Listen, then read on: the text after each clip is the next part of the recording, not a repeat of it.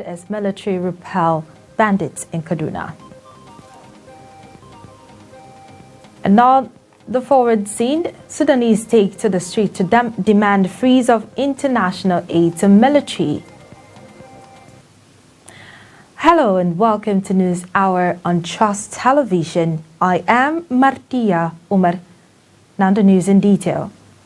Bandits have kidnapped 11 persons, including a chief imam, Aminu Garba, preparing to leave Jumat congregation of prayer at Gatawa village in Sabo Benin local government area of Sokoto state. The abductors kidnapped the imam along with 3 others on Friday. And the assailants also blocked Sabo Benin Gatawa road on Saturday, shot 3 persons and kidnapped 7 others. The member representing Sabo Benin South constituency in the State Assembly, Saidu Ibrahim, who confirmed the attack, said that the injured persons are currently receiving treatment at a hospital in Wamako, adding that although the woman shot by the bandit at Dama village got her leg amputated because it could not be fixed. This is coming 5 days after bandits burned to death scores of travelers in Sokoto, sparking wide protest and condemnation. At this point, we'll join our correspondent in Sokoto to give us updates what the situation of things are right now. Hello, Imam, good evening to you. Good evening. This happened in Sokoto and it's really a pathetic one. It's really sad and heartbreaking. So what's the situation of things right now? Is there any other information you can give us? Well, the only thing is that the attack came, I think, virtually, the attack came, I think, some hours after the federal government delegation visited the state. And the delegation was led by the National Security Advisor, and they promised the people that the federal government would do everything possible to ensure those perpetrators were brought to book. So we are still waiting for them to swing into action and arrest the perpetrators. You know, Sabamboni has been experiencing banditry attack for long. For long. As you mentioned, just last few days, some travelers were killed by bandits. And yesterday too, some attacks occurred in some communities in that area. So this one, the latest one, which was the kidnapping of the imam and 10 others, occurred between yesterday and today. The imam was preparing to lead Jumat prayer in his hometown of Gatawa when the bandits attacked the place, kidnapped him and 3 other worshippers. And also today, the bandits blocked the highway between Sabambuni and Isa, because Gatawa is situated between Sabambuni and Isa. They are blocked the place and also kidnapped 7 people there and shot 3 others. Those that were shot were taken to Wamako Orthopedic Hospital and they are currently receiving treatment there. So he tried to reach out to the spokesman of the police, but honestly I couldn't get him. I don't know the problem. Maybe he's somewhere that there's no network, but I will keep trying to see that we get their reaction as soon as possible. All right. Thank you very much, Imam. We appreciate that update from Sokoto State. You're welcome. All right, to other story, younger sister of the Katsina Deputy Speaker, Shehu Tafoki ASUU has escaped from bandits' den after 105 days in captivity. Confirming the development, the lawmaker said she escaped from the enclave of the abductors during a military onslaught. The abductors took ASUU and her sister from their family house on the 4th of September, when they stormed Tafoki village in Faskari local government area of Katsina State. On their way into the forest, they encountered some members of the vigilante group and exchanged gunfire. In the process, one of the girls escaped and returned home, while the other was abducted. The Deputy Speaker said Asmao is a secondary school leaver who is about to be given out in marriage at a time when the unfortunate incident took place. And moving on, bandits on Saturday have abducted a mother and 4 of her children at their residence in Oil Village, Sabon Tesha local government area. It's a community on the Chikun local government area of Kaduna State. And the Kaduna Police Public Relations Officer, ASP Jalige Mohammed, confirmed the abduction in a statement.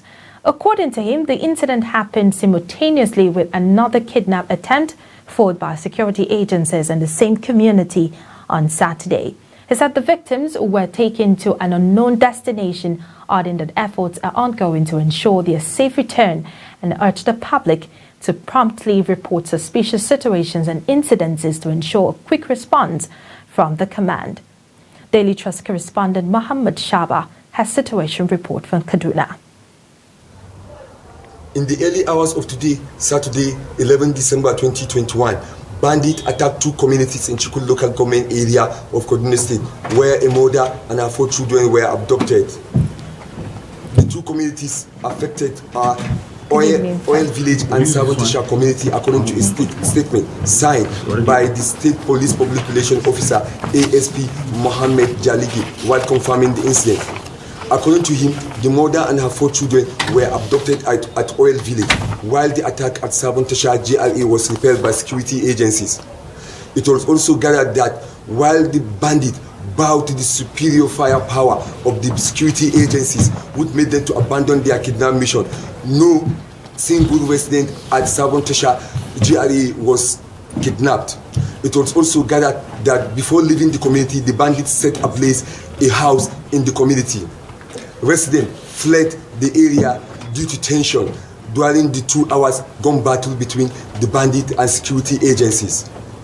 The statement by the police assured residents that effort is ongoing to rescue the victim. It could be recalled that in December on the 3rd of December, the bandit attacked a community in Chikun local government called Ngwangimbia, where over 20 residents were abducted. 2 members of that community were killed. Chikun is one of the local government in Kaduna State that was battling insecurity. Despite effort by the state government and security agencies to protect these communities, bandits still find ways to attack and abduct members of that community. And right now we have in the studio a security, intelligence and investigation expert, Dr. Yahuza Eto'o. Thank you so much for joining us on the news. Thank you for having me. Thank you very much for coming. And security situation is worsening in Nigeria. This is exemplified by what has happened recently in the northern states. There was a brutal murder of passengers in Sokoto and worshippers in Niger State. And this is something that has called for a lot of concern. It's something that is heartbreaking.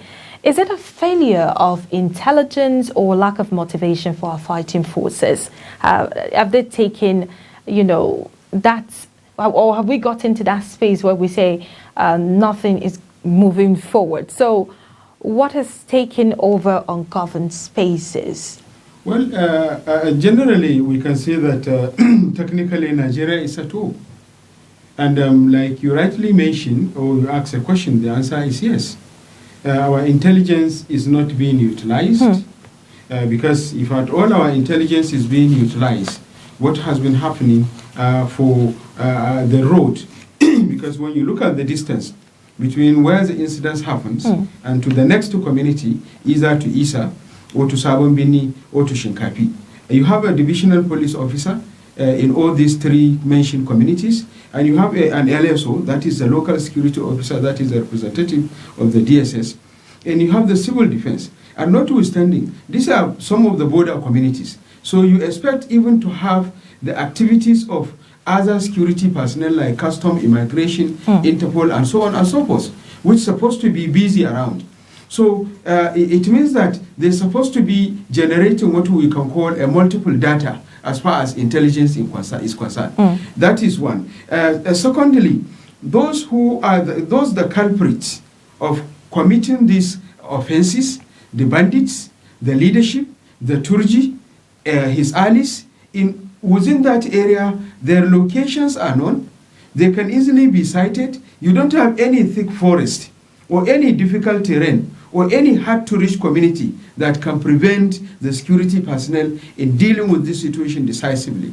This is what has been happening. You know, by the day they bond in a bus with the passengers, the next day they do what? Even today, in the same cycle, which is less than 100-kilometer radius, it's not up to even the 60-kilometer radius. Shinkafi town, that is headquarters of Shinkafi local government in Zamfara state.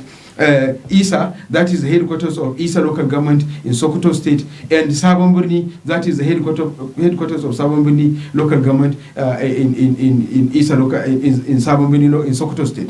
So, and I want to tell you that since the year 2007 and 2008, I have written a report to the State Commissioner of Police and to the federal authorities, other security agencies, no need to mention here, that there is a kind of proliferation of arms between Shinkafi local government, Isa local government, Goronyo local government, and Sabambuni. So what has been happening? And at the same time, this have given us a chance to ask a question.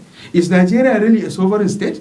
If Nigeria at all is a sovereign state, why do we have non-state actor somewhere at the hideout or somewhere within the sub? Because Sabambuni is not a hideout. Shinkafi is not a hideout. You know, even yesterday night, there was attack in the same Shinkafi local government headquarters.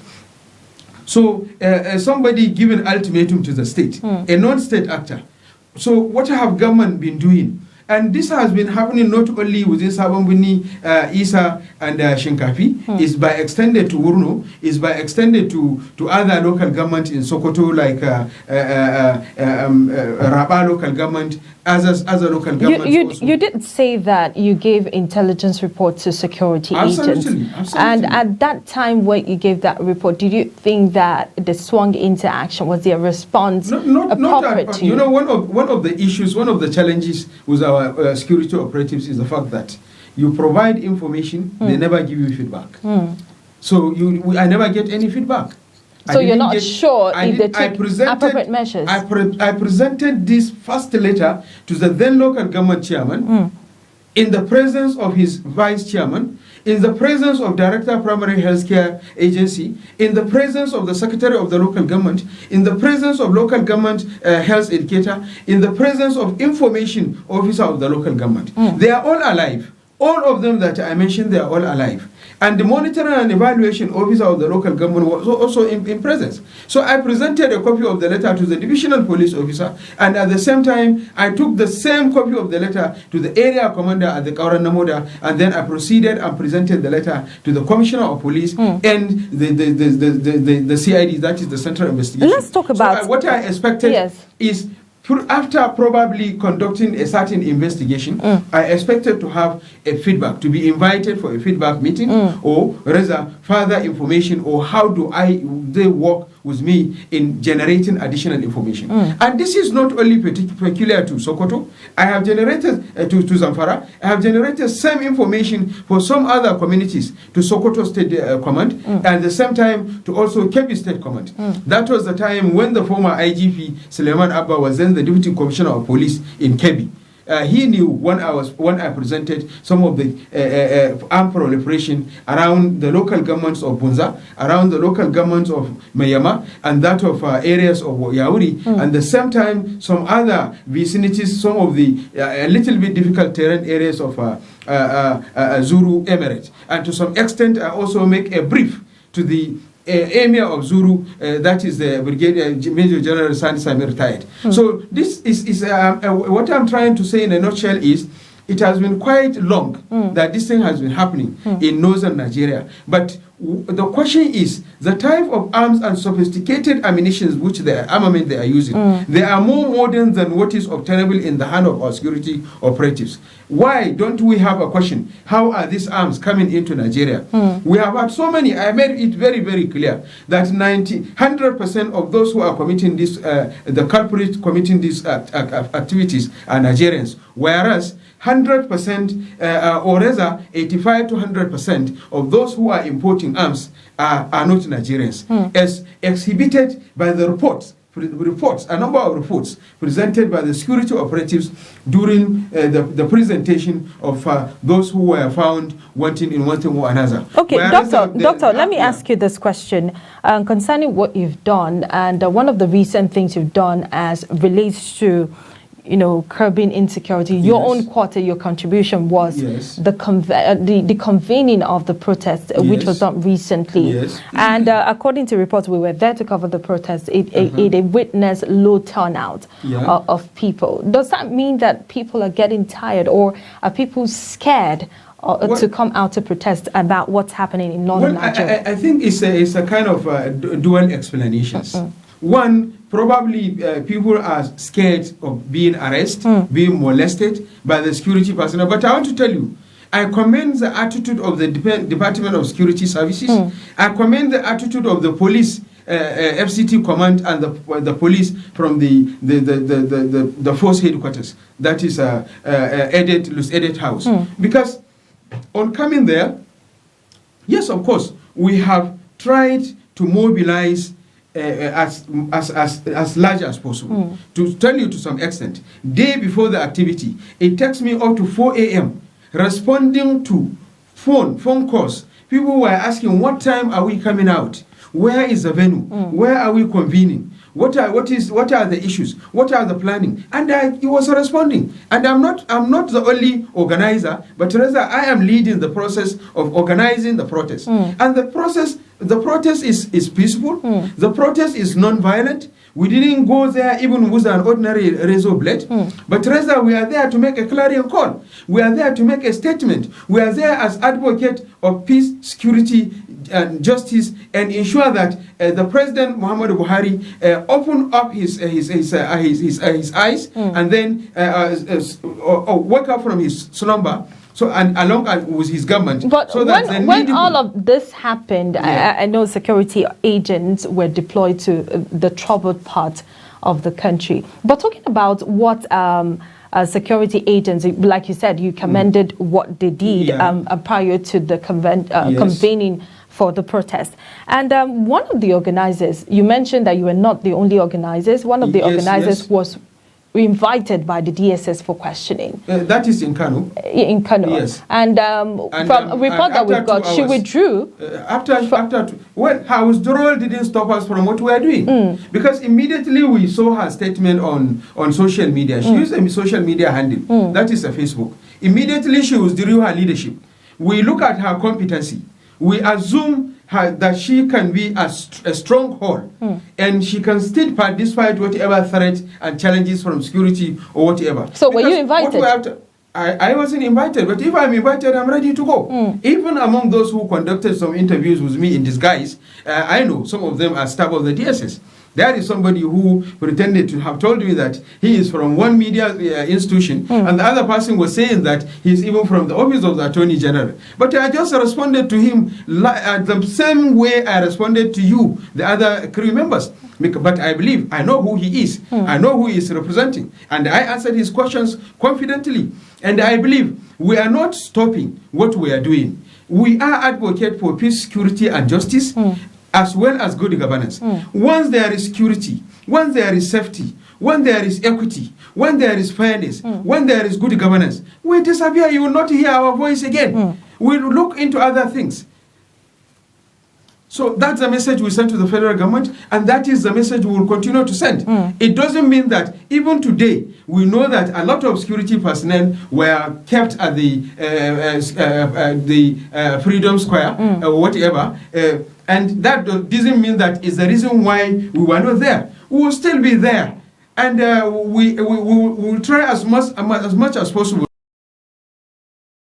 to make sure that we are cordial, to make sure that we are nationalists, to make sure that we are not religious or tribal or whatever or ethnic bigots.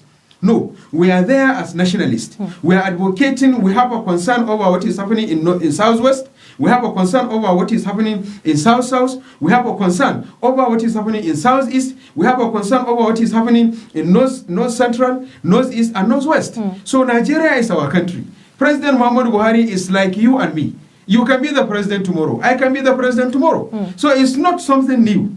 But we are trying as much as possible to assist him and assist his government in doing the needful to ensure that the country is at peace, because without peace, you cannot attain anything. All the good policies, or either the policies are good or bad, whether you have even the critics, nobody is happy, nobody is comfortable. You can see that how generals of military, how CPs, that is commissioners of police, how controllers of custom, police, immigration, civil defense commandants, and others, and the federal road safety, all the security, all the law enforcement agencies, go and see how they are struggling with nail quarters at the train station to obtain tickets, simply because they are afraid they cannot secure Kaduna, Abuja, less than 200 kilometers. That's a problem we're trying to battle. But as much as we want to continue this conversation, because security is everybody's business. Absolutely. We need to come to a stop at this point. But thank you so much. We wish you all the best. It's been a great pleasure. Thank you for having me. It's a collective fight, and we'll continue to talk about this until we see changes in the security situation. Thank you for having me. Thank you, Doctor. Okay, we've been talking to an intelligence expert, Dr. Eto'o. He has been our guest this evening, analyzing this security situation in the country. Thank you once again for being here. And to move on to other news, elsewhere in ADAMAWA State, Police Command says it has arrested a gun runner as part of reinvigorated clampdown against banditry, kidnapping, armed robbery, and other violent crimes across the state. The police public relations officer at ADAMAWA State Police Command, Suleiman Ngoroche, said the arrest of the gun runner is made in Gombe. According to him, the arrest followed a joint operation involving the police and local hunters while on a stop-and-search operation along Ngadi-Gombe Road. Ngoroche said 6 fabricated guns were also recovered from the suspect. The suspect, Sheno Mano Ramos, is a 23-year-old resident of Sheno Belta village, Gombe local government area. And the police said Ramos is a notorious gun dealer and specializes in the trafficking smuggled arms between Borno and Adamawa State for his collaborators. Adamawa State Commissioner of Police Mohammed Bade, while for apprehending the suspect on a stop-and-search operation, has promised more deployment of police to consolidate the success being recorded by the command in its reinvigorated fight against violence crimes to keep the state safe ahead of the Yuletide. In another development, at least 5 people, including 3 children, have been seriously injured when a gas cylinder exploded and burst into flames in the Gwagwalada Area Council of the Federal Capital Territory, Abuja. The explosion took place at the uncompleted building area of Daigiri, not far from the Lokoja and Abuja roundabout in Gwagwalada. Reporters said that the injured have been rushed to Zamad Hospital in the Daigiri area of Gwagwalada. Eyewitnesses told Daily Trust that the incident happened when a customer came to buy fuel and at the same time making a call, but that could not be ascertained if that caused the inferno. Meanwhile, at least 4 shops were reportedly affected by the inferno. Human Rights Day is celebrated in low-key in Kaduna following the killing of the State Commissioner of Science and Technology, Rabbi Nasir. The United Nations General Assembly has set aside the 10th of December each year as an International Human Rights Day globally. This year's collaboration attracted NGOs, government officials, security agencies, and other relevant stakeholders across Kaduna State. Correspondent Abdullahi Isma reports. The stakeholders who lament over the increasing rate of criminality charged parents to take the responsibility of ensuring proper upbringing of their children with utmost care and seriousness. The coordinator, Kaduna State Human Rights Network of Nigeria, expressed confidence that the moral decadence, especially by the youth, can drastically be addressed if parents take the responsibility of their children seriously. The noble human rights organizations and other stakeholders reflect on the prospects, constraints, and proposed solution to human rights activities, human rights problems. Where we have problems, we mend our fences. We discuss efforts being made by stakeholders, and then we make a review of our activities and see where we have problems, how we resolve our problems for Nigeria and other countries across the globe to go forward as far as human rights movements are concerned. You commended the judiciary for establishing conflicts and dispute resolution centers as an alternative to regular courts. While presenting the speech of the Executive Secretary, National Human Rights Commission, the Kaduna State Coordinator, Barrister ADAMAWA said the Commission has conducted trainings for law enforcement agencies on the best way to handle cases without infringing on the fundamental human rights of suspects under custody. With great pleasure that I welcome you all to this year's event to mark this year's International Human Rights Day. This year's theme is equality, reducing inequality, and advancing human rights. It's very unique to us, a national human rights institution, in a number of ways.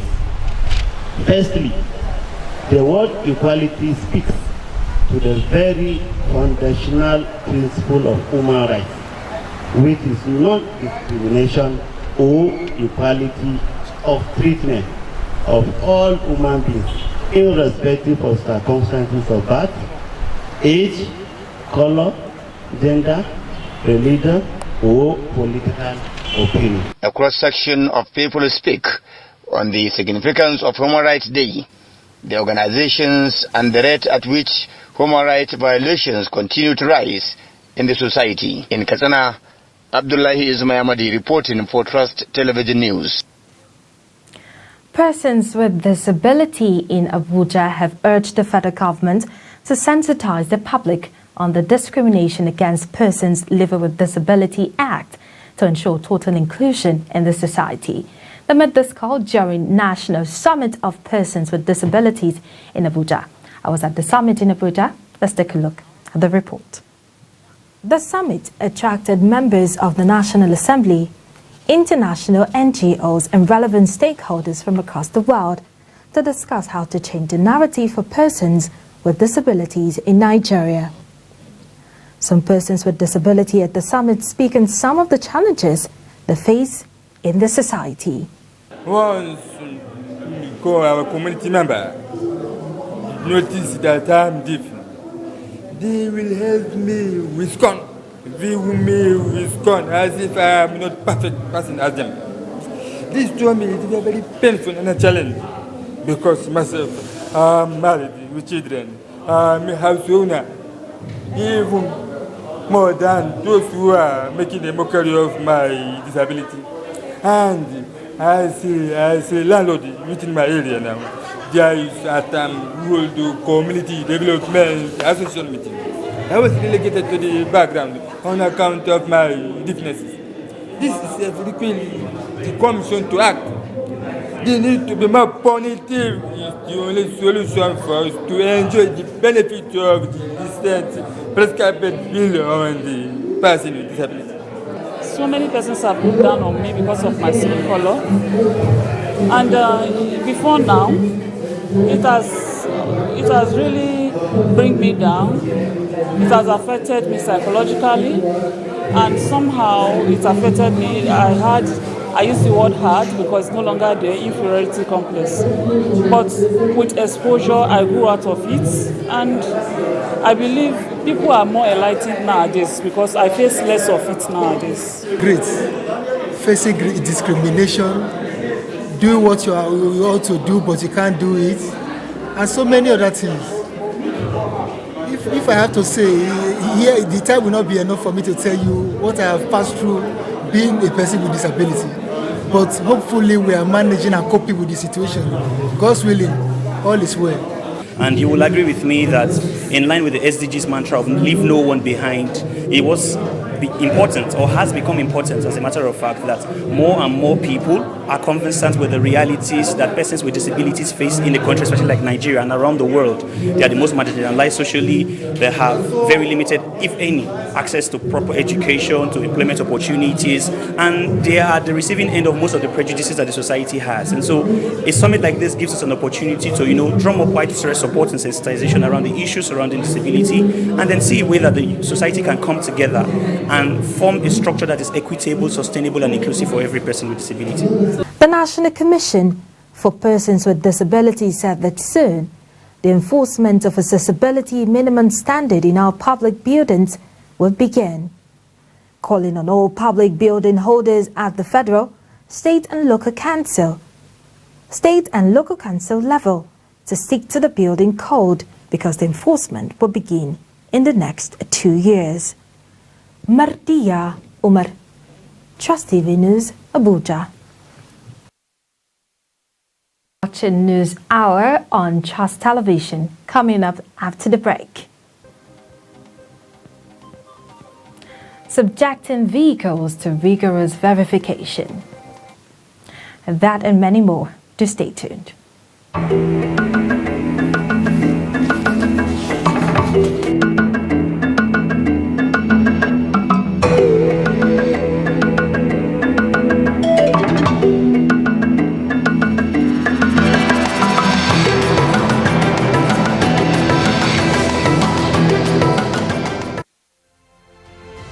Get latest updates on current topical issues and breaking news by downloading the Trust TV mobile app on your Android devices. Go online, click Google Play Store, search Trust TV, install the app, and get doses of unfiltered information on happenings all over the world in your pocket.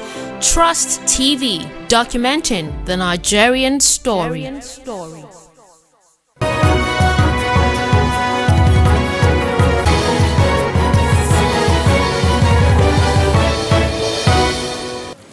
Welcome back. You're still watching News Hour on Trust Television. But before we get to some of the other news, let's take a look at our top stories.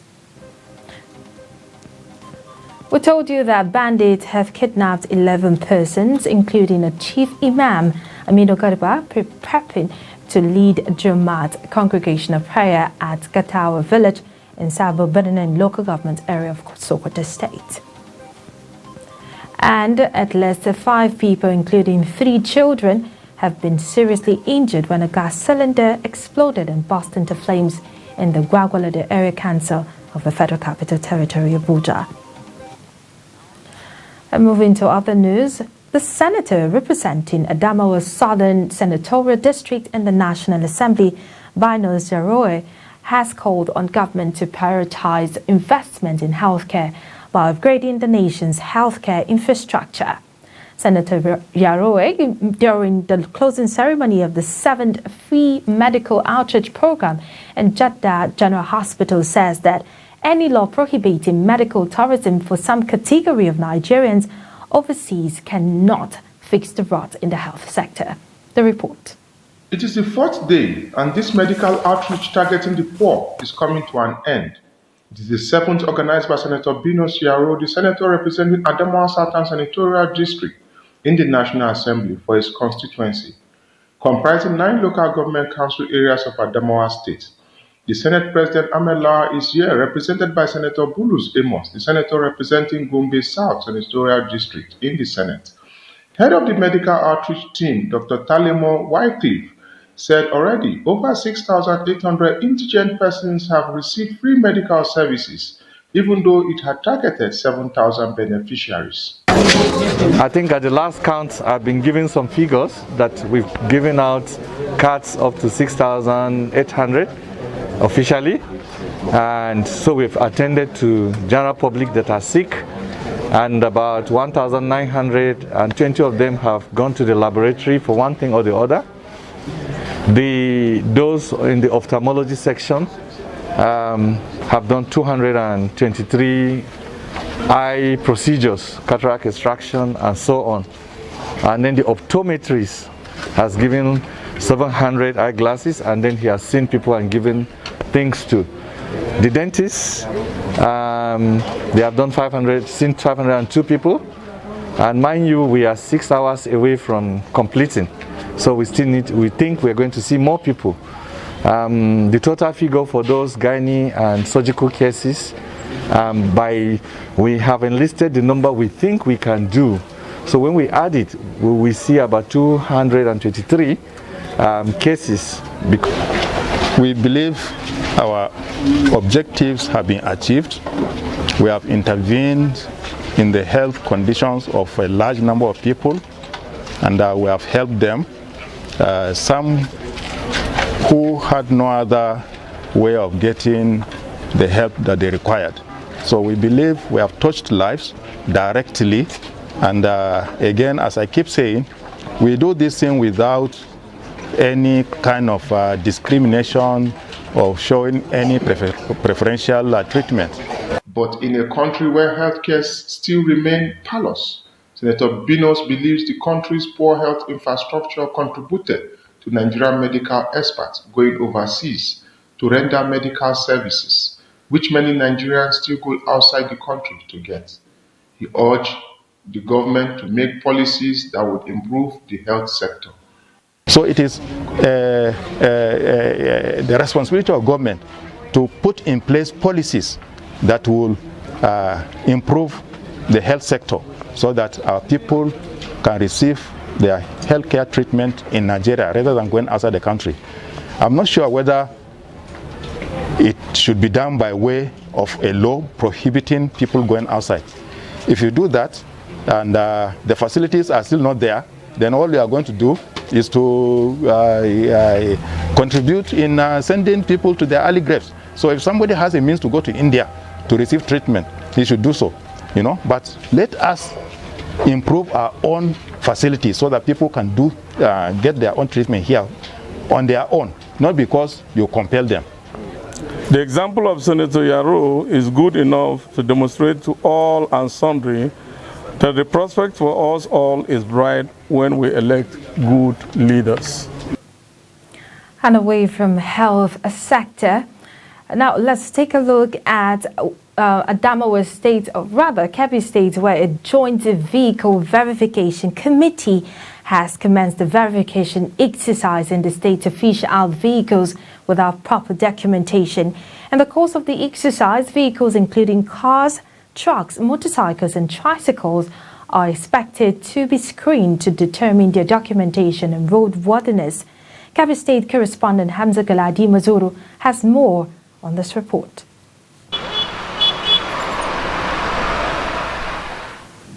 With the end of the year fast approaching and the ongoing efforts by government across the country to ensure a secure society both before, during and after the oncoming festivities, in Kebbi State, stakeholders have commenced a rigorous vehicle verification exercise with a view to checkmating the infiltration of unlicensed vehicles into the state. The exercise, which was jointly conducted by the police, Federal Road Safety, vehicle inspection officers and the staff of the judiciary in Kebbi State, focused on ensuring that all vehicles plying roads in the state are properly licensed and roadworthy. This includes private and commercial vehicles, as well as motorcycles. The exercise, according to the chairman of the Joint Exercise Committee, Alhaji Ilyasu Azikajega, was part of a security strategy being adopted in Kebbi State to formally identify all vehicles within the state, as well as those coming in or just passing through. He further said so far the committee has been able to fish out vehicle owners of questionable character, as well as assisted in detecting stolen vehicles in the course of the exercise. So because there's a lot of reports coming to our office, just that it was stolen, we do receive from all over the nations, specifically to the nation, Lagos State, they do send making to inquire who owns this number. So we do send this DSS and whatever, they do send just to find out. So what we find in our system, we may come across that maybe it's a stolen vehicle. That number has belonged to Y and Z, it's not belong to C and Z. So this is all the way we are doing to ensure that there's correctness of people to register their listing formally.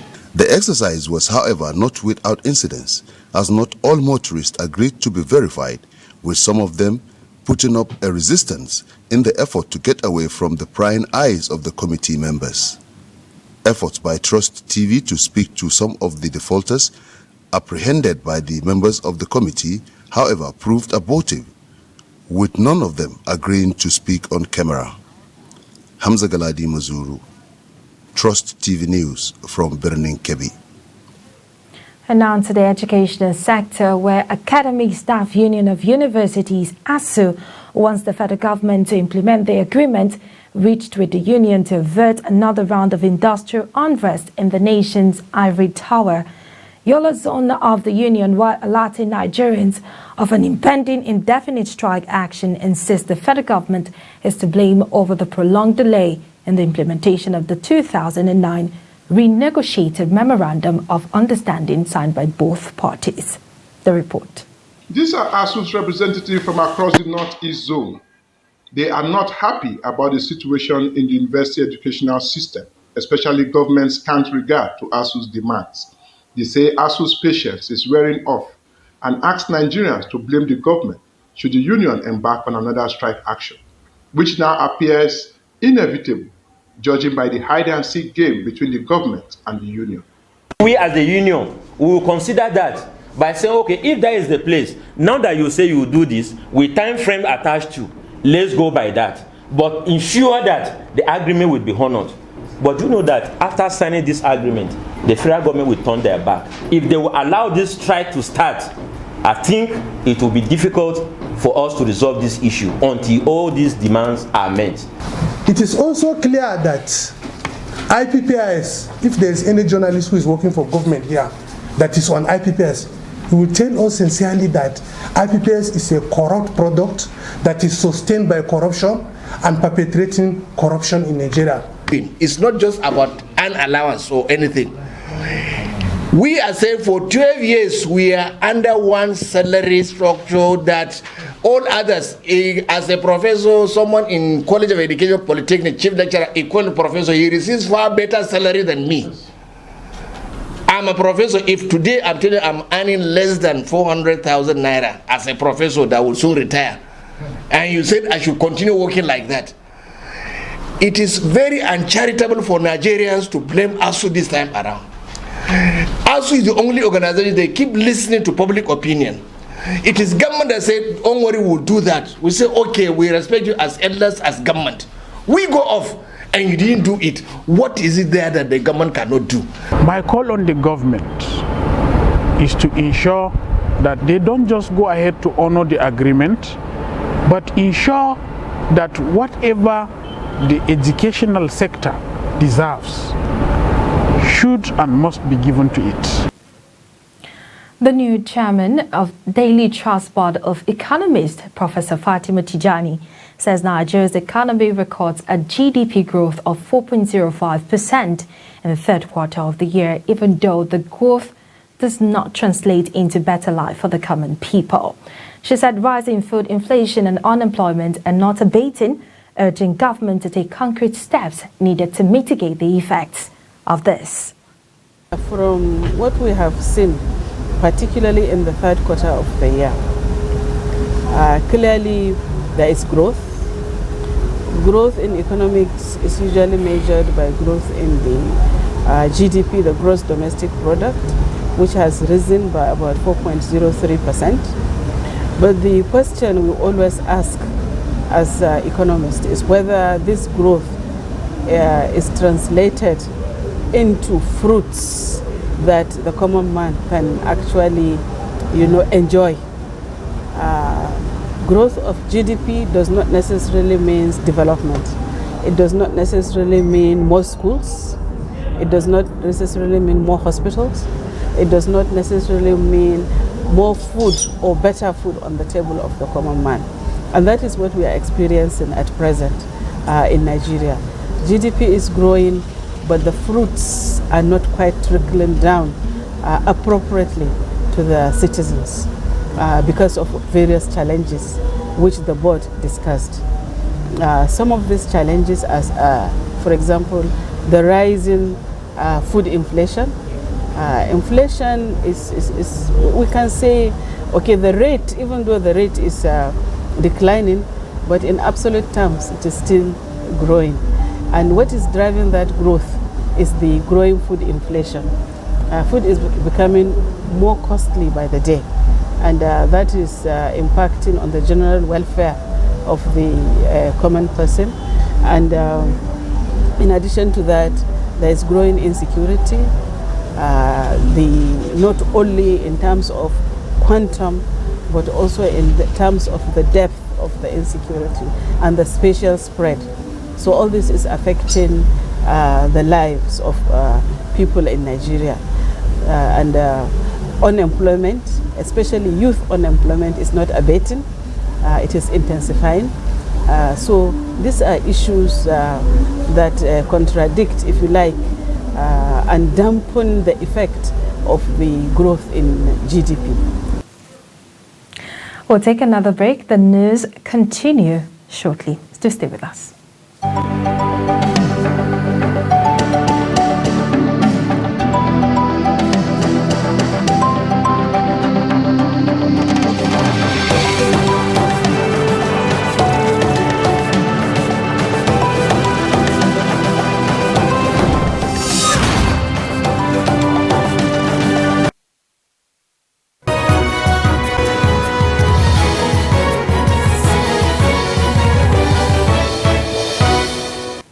Welcome back. You're still watching News Hour on Trust Television.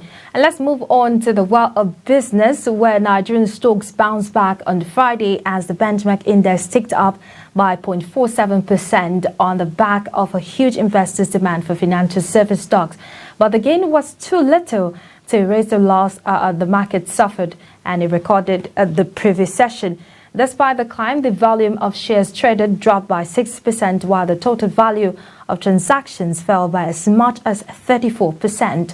Market breadth, which measures investors' sentiment towards trade, is positive as 24 gainers emerged compared to 12 losers. The all-share index rose 197.75 basis points to 41,882 basis points, while market capitalization closed higher at 21.86 trillion naira. The index has been up 4% since the start of the year. And on the international scene, protesters in Sudan are calling on international CONORs to freeze aid to Sudan. Aisha Haruna has details and more. Sudanese protesters are urging world powers not to resume development aid to their government for fear of legitimizing the October 25 coup and spoiling their country's transition to democracy. Representative of one of the resistance committees in the capital Khartoum, Zuhair Al-Dali, said the global community must not support the Sudanese government in any way, as any aid will just support the coup and not benefit the people. Talk of restoring aid picked up after Prime Minister Abdullahi Hamdok was released from house arrest and reinstated on November 22nd. But Sudan's resistance committee's neighborhood groups, with a horizontal command structure that are spearheading the pro-democracy movement, interpreted Hamdok's move as ratifying the power grab of military leader Abdel Fattah al-Burhan. Activists have since called on the global community to starve the military of aid. A Congolese-Ugandan military offensive against the deadliest militia in eastern DRC has captured 34 rebels, freed hostages and destroyed camps. A joint army statement on Saturday said the operations captured 34 ADF rebels, released 31 Congolese hostages and destroyed 4 enemy camps in preliminary results, noting that no army deaths were recorded. Uganda and the DRC launched artillery and airstrikes on November 30 against the Allied Democratic Forces, a group blamed for attacks in the Ugandan capital and regular massacres in eastern DRC, with Ugandan troops then entering Congolese territory. Meanwhile, the International Committee of the Red Cross on Saturday said 2 of its workers abducted in the eastern DRC last month have been freed. Talks are continuing in Vienna to restore Iran's 2015 nuclear deal with world powers, but a final agreement still appears elusive as Iran and the West have varying opinions on the path forward. After a week-long pause, representatives of Iran, China, Russia, the United Kingdom, France and Germany reconvened in the Austrian capital to resume their 7th round of talks. Top representatives of United States, Robert Malley, is expected to lead the delegation in Vienna this weekend. Iran still refuses to meet the US directly since its withdrawal from the deal, formerly known as the Joint Comprehensive Plan of Action, even as President Joe Biden says he wants it restored. Iran, which seeks the full lifting of all US sanctions imposed in 2018, has signaled in recent days its proposed texts have not changed since last week. Bangladesh on Saturday called on the United States ambassador to protest sanctions by Washington against its top security officers after 7 people, including the country's national police chief, are accused by Biden administration of human rights abuses. Bangladesh officials were quick to denounce the move, with Foreign Secretary Masood bin Momen summoning the U.S. ambassador to convey Dakar's discontent over the decision. Washington imposed sanctions against the Rapid Action Battalion, RAB, which is accused of involvement in hundreds of disappearances and nearly 600 extrajudicial killings since 2018. 7 current of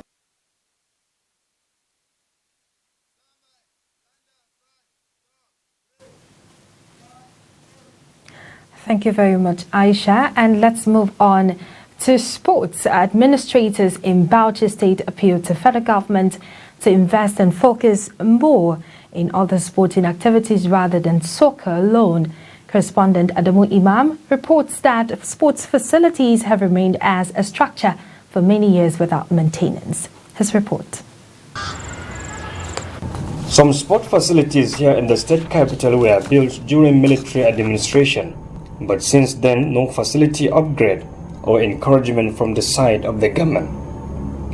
However, manager of Olympic swimming pool science Farouk Usman says with support more talent will be discovered and urged the authority to look inward. The government should consider the sports should come back to the grassroots and support the coaches through inter-sport. Like I said, they will sponsor the competition, different competitions, because this is where we pick the highly talented athletes and they can represent the state in national sport principal in different competitions as well. John Oneike, a veteran swimming coach, lamented that the government only focusing on football for years, while other sports are still dying. Just the facilities the military build, they are dying. Like my own swimming pool here, they are facing a lot of difficulty. You can imagine you are buying one of all this chemical chlorine, almost 85,000 naira. How can we manage it within ourselves? You understand? It is very, very bad that state government, federal government, local government did not care. You only care for football. Anytime one football comes in, they will give up football for 100% because no, they believe that football generates. You also have other games can necessarily generate, like wrestling. If you put a wrestling mat and people now come and watch wrestling, they will pay also. Yeah. This time.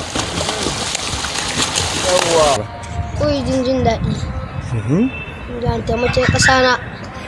Na zo ne akan sha'awar na koyi ruwa kuma dan na so in zama sojan ruwa. The sport managers maintain that if business investment in sport can improve the nation economy, the young talent are ready to make Nigeria proud in the near future while given the chance through motivation. Adam Imam, Trust TV News, Bauchi. And moving on to more sports updates, UEFA on Saturday announced the cancellation of Tottenham's Covid-Postponed Europa Conference League game against Rennes. The European football governing body explained that the 2 clubs were unable to find a suitable date to reschedule the Thursday's game. Consequently, the match can no longer be played. Meanwhile, UEFA's disciplinary wing will determine a result for the scrapped game. Tottenham are level on points with third-placed Vitesse Arnhem and required a win to seal second and go through to the playoffs. But according to UEFA rules, Antonio Conte's side face being declared the 3-0 losers. Tottenham's Premier League match at Brighton on Sunday has also been postponed. And still in the Premier League, Raheem Sterling scored his 100th Premier League goal as Manchester City forwards a penalty fired the leaders to a 1-0 win against 10-man Wolves on Saturday. Sterling netted from the spot in the second half at the Etihad Stadium to claim City's sixth successive league victory, while Liverpool ensured no happy return to Anfield from Steven Gerrard as Mohamed Salah's second-half penalty earned a 1-0 win over Aston Villa. Gerrard said he would gladly sacrifice some of his legendary status among the Liverpool support for a result on his first trip to Anfield as part of the visiting team. And still in sports, former international Samuel Eto'o has been elected president of Cameroon Football Federation. The body announced on Saturday that the former Barcelona and Inter Milan star gained 43 votes to beat acting president Seydou Njoya, who collected 31, and the vote was held after the Court of Arbitration for Sport in January annulled Njoya's victory in the 2018 election. And before we go, here's a kicker. In the backyard of a suburban home, a small family has a thriving agriculture business, proving that thanks to new technologies, intercity farming is not only possible, it can also be profitable. Let's take a look.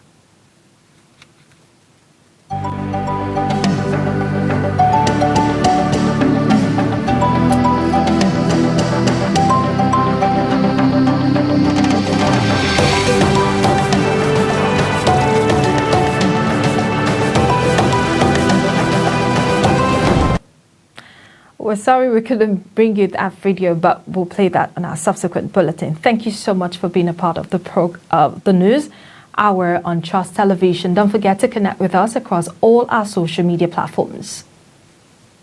I am Martia Umar. Thanks for staying with us. Have a good night.